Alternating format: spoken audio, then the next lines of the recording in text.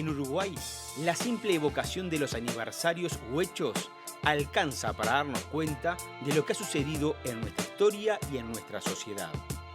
Ya cerca de cumplir los 100 años de la separación entre Estado e Iglesia, hoy no estamos como en otras épocas, en que una institución como la Iglesia Católica se oponía radicalmente a la emancipación de lo moderno, ni en épocas en que el Estado se planteaba como centralista, uniformizador y el único capaz de ser imparcial por encima de los particularismos.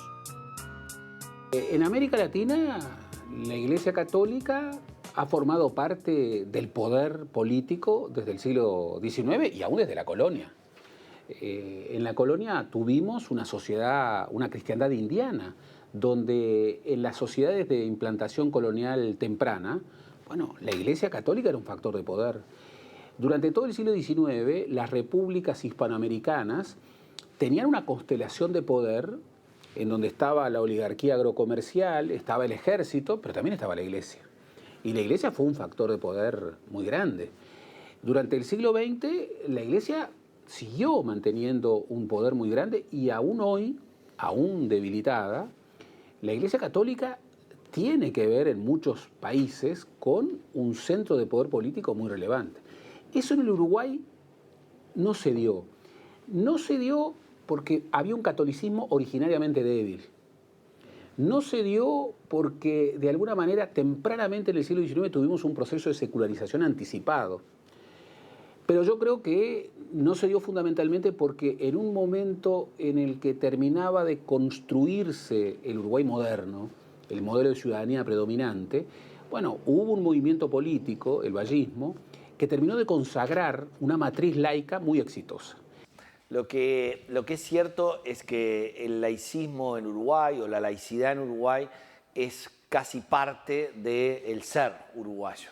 Y eso quiere decir que incluso los católicos tienen algún aspecto de laico o de laicista o partidario de la laicidad. ¿Por qué? Porque tiene que ver con nuestra historia.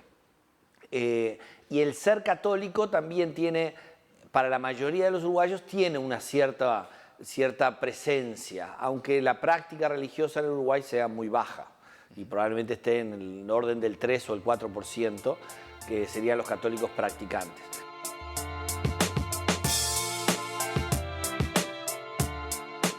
La laicidad se ha presentado como una forma de organizar la convivencia y las relaciones entre la Iglesia y el Estado. El objetivo de la misma no es que uno prime sobre otro, sino reconocer la dignidad y autonomía de las personas y garantizar el ejercicio de su libertad. La innovación era la forma radical en que se lo aplicaba. En muchos aspectos, el modelo francés fue radicalizado en Uruguay mucho más que en Francia. Por ejemplo, en Francia no hubo retiro de los crucifijos de los hospitales públicos. En Francia, varias medidas que aquí se dieron, incluso que se concretaron, la secularización generalizada de los feriados de origen religioso en la ley de feriados del 19, o incluso propuestas de ley que no se llegaron a consagrar, pero que estuvieron allí planteadas en los años 20 y comienzo de los años 30, que hablaban de un monopolio estatal de la enseñanza, que la única institución que podía garantizar una educación no dogmática era el Estado. Por eso el vallismo es innovador en el sentido de radicalizar un modelo que ya estaba, que era el modelo francés, incluso a niveles que en Francia no se llegó. Pero el vallismo terminó de completar un proyecto que por otra parte fue un proyecto exitoso, porque no solamente generó un Estado laico, generó una sociedad laica, una sociedad con valores laicos, con una moral laica alternativa. Ahora, ese Valle era católico. Bueno, Valle era el hijo de una familia moderadamente católica. El padre de Valle de Ordóñez era un católico moderado. En su juventud Valle es católico, pero rápidamente pierde, no la fe, Valle nunca sería un ateo, pero sí la fe en la Iglesia. Valle se le señaló muchas veces que fue socio del Club Católico, pero luego Valle rápidamente rompe con la Iglesia y poco a poco va adquiriendo un perfil fuertemente anticlerical.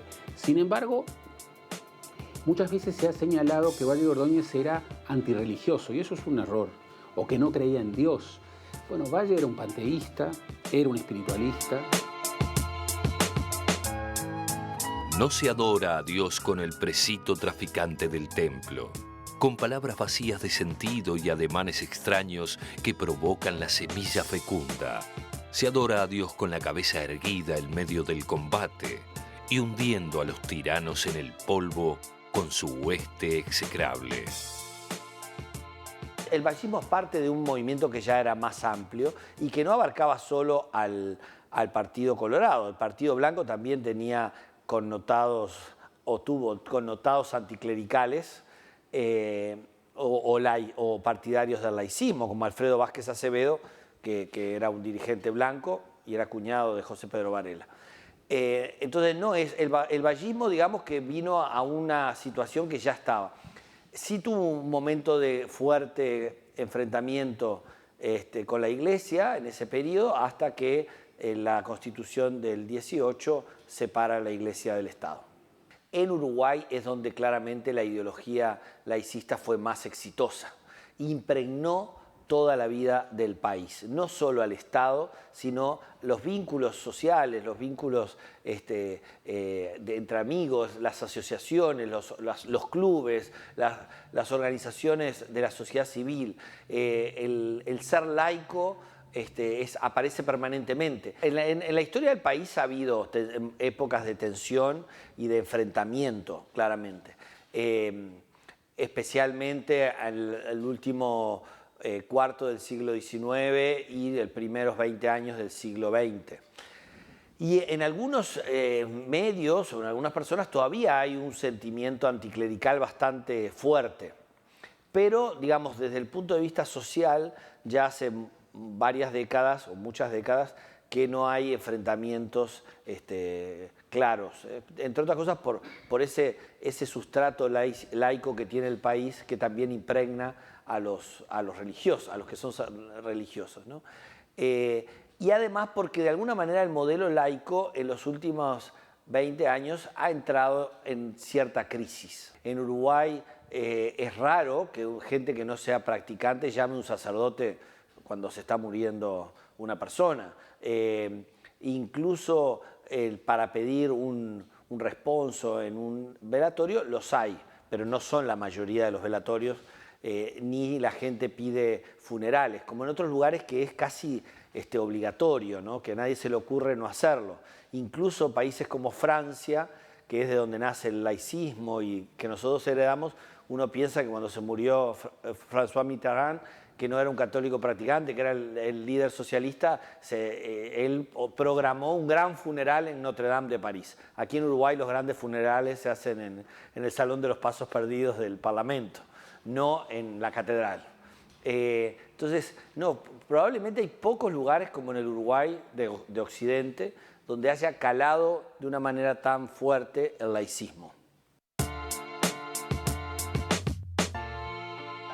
Yo, José Valle y Ordóñez, juro por Dios nuestro Señor y estos santos evangelios que desempeñaré debidamente el cargo de presidente que se me confía, que protegeré la religión del Estado, conservaré la integridad e independencia de la República, observaré y haré observar fielmente la Constitución.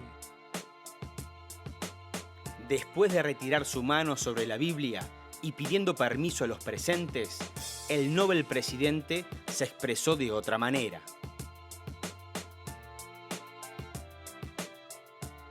Permitidme que, llenado el requisito constitucional, para mí sin valor a que acabo de dar cumplimiento, exprese en otra forma el compromiso solemne que contraigo en este instante.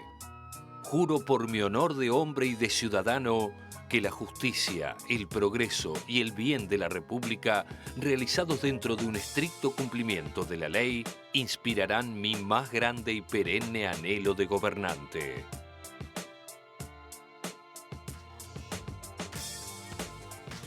Bien, hasta ahí la primera parte del informe. ¿Con qué nos encontramos en la segunda parte, Diego? En la segunda parte del informe, para hacer la primera intención de este primero era hacer un marco, referencia, para ver dónde estamos parados en el concepto más puro de la palabra laico o laicidad. Después veremos con Néstor da Costa, el invitado, un poco la diferencia entre laico y laicidad y cómo se ha manejado históricamente. En esta segunda parte, la actualidad, lo que es más contemporáneo a nosotros. Vamos a ver situaciones, sobre todo, detenerse en los signos y en los símbolos, a decir de Andach, con respecto a lo que hemos vivido como sociedad uruguaya. Bien, ¿lo vemos? Dale. Dale.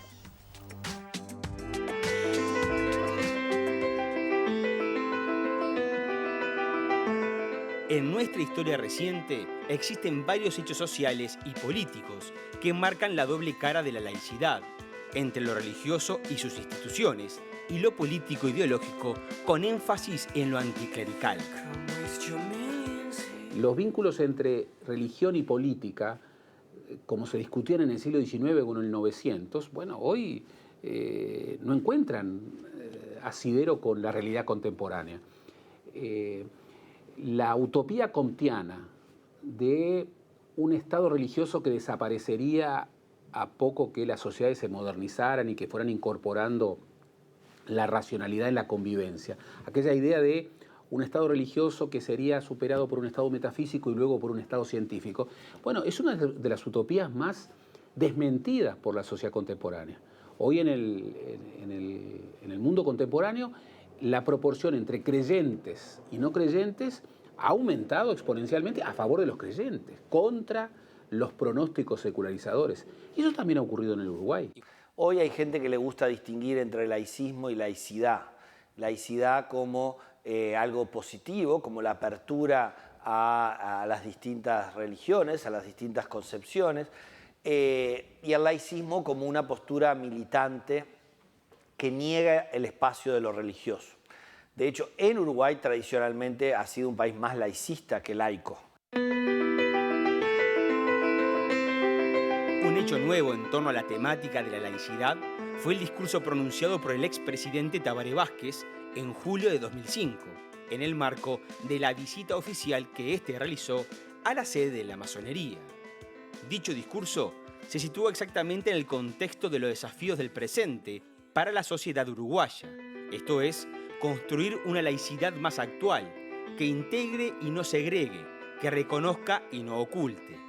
Vázquez distinguió laicidad de laicismo, refiriéndose a la laicidad como un marco de relación en el que los ciudadanos podemos entendernos desde la diversidad pero en igualdad, y afirmando que la laicidad no es incompatible con la religión, simplemente no confunde lo secular y lo religioso.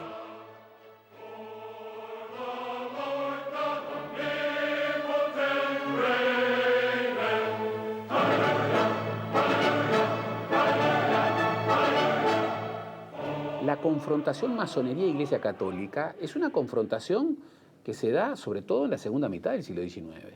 Hasta entonces había la figura del católico liberal, era la figura del católico masón. Habían muchos católicos masones, algo que hoy, o en el siglo XX, se viviría como una gran contradicción. Bueno, a finales del siglo XVIII y en la primera mitad del siglo XIX no era una contradicción.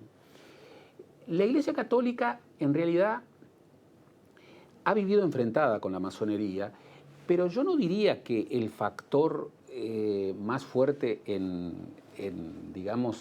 la resistencia al peso de la Iglesia Católica haya sido la masonería. Lo que ocurre es que el catolicismo uruguayo fue originariamente débil, pero también el catolicismo uruguayo es un catolicismo distinto.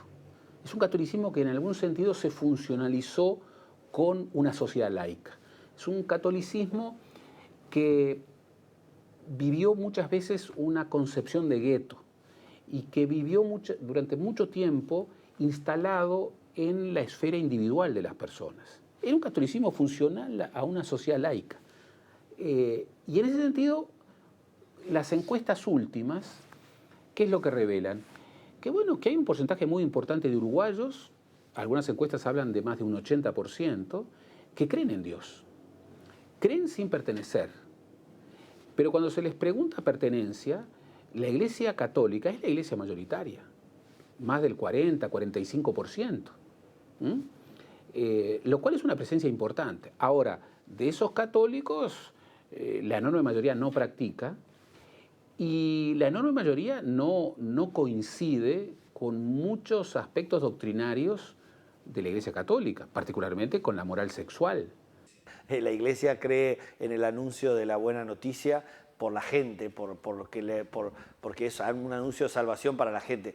No es lo que interesa. Lo que la Iglesia busca es el que se respete el derecho a expresar públicamente la fe, el que se respete la posibilidad de que los que pertenecen a la Iglesia lo puedan hacer desde donde están, y que sea parte, como es la política, como es el deporte, como es los gustos artísticos, como tantas cosas. La religión es una dimensión, y una dimensión muy importante del ser humano.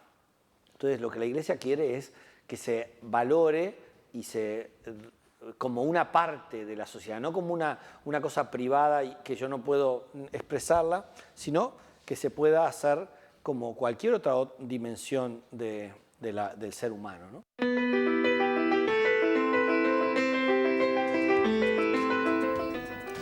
Bueno, como hemos dicho antes, con la intención de poder generar nuevo conocimiento y poder entender un poco de nuestra historia para también de alguna forma aclarar lo que es nuestro presente y poder proyectar nuestro futuro, estamos con el doctor Néstor da Costa, especialista en el tema religión.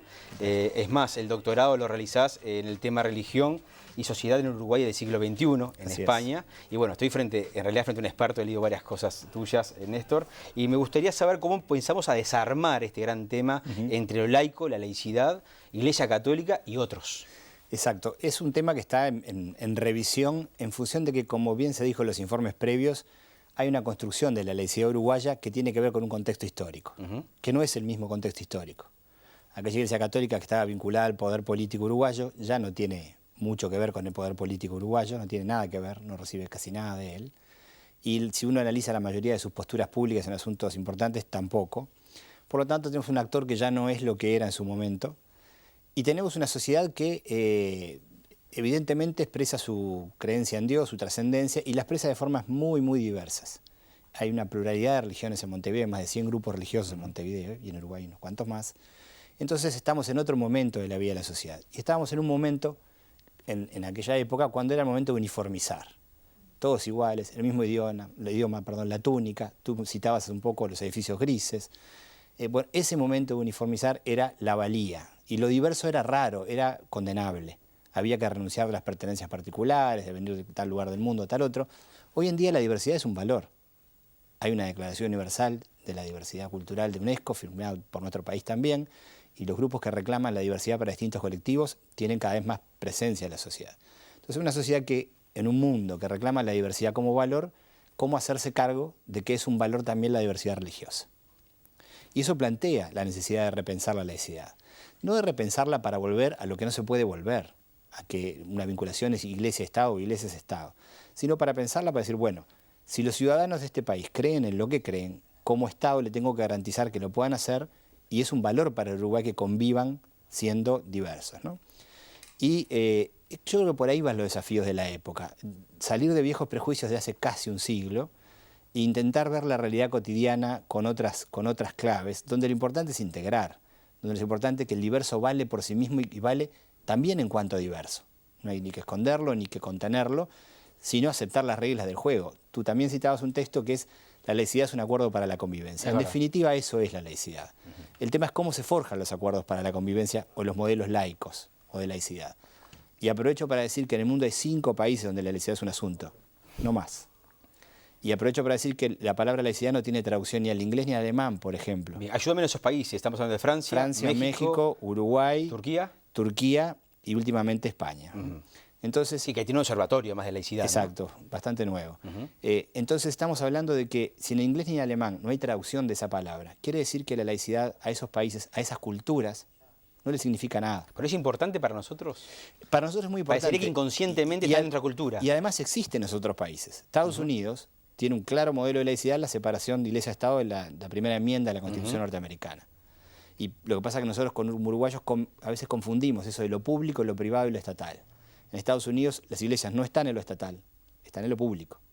En Bien. Uruguay no está ni en lo público ni en lo estatal. Hay una mesocracia, de alguna forma se generó una mesocracia que separó y acorraló a lo religioso hacia lo privado, no solo a las iglesias, sino a la vivencia de lo religioso, ¿no? Mesocracia, hacemos referencia también, es el papel que ha tenido el Estado para disminuir a un punto mínimo la familia religiosa de alguna forma, ¿no? Podemos expresarlo de esa forma para que la gente entienda. Sí, en realidad va pegado a eso. La mesocracia es más cultural, tiende a decir que un Uruguay que se conformó hacia el medio, ni a los altos picos ni hacia los bajos, hacia el medio. Y ese ciudadano mesocrático del medio tenía que tener, al principio de los años 20, tenía que ser religiosamente laico. Bien, ahora, el sistema político empieza a jugar un partido, porque las violaciones de laicidad existen y se han manifestado públicamente. ¿Qué pasa en ese terreno? Es bien interesante porque el término violación de laicidad solo se maneja en este pequeño país del mundo, en ningún otro. Increíble. En otros lados es violación de ética. Si alguien habla de política partidaria dentro de una escuela es una violación ética, no de laicidad. Y eso nos lleva a otro punto. Cuando se equipara, cuando se habla de violación de laicidad, se habla de lo religioso en un lugar público, normalmente en la educación, perdón, y de lo religioso y de lo político en un lugar público, la educación. ¿Se tientan los gobernantes? Pero cierro y voy por ese lado. Es bien interesante que cuando se hable de la violación de la laicidad con lo religioso y lo político. ¿Por qué? Porque es raro que se hable de lo político hablando de laicidad. Claro. No nos suena raro cotidianamente, pero es raro. En el mundo es rarísimo. Somos una excepción en ese punto. ¿Y por qué? Porque en Uruguay la política tiene un lugar central, cuasi religioso.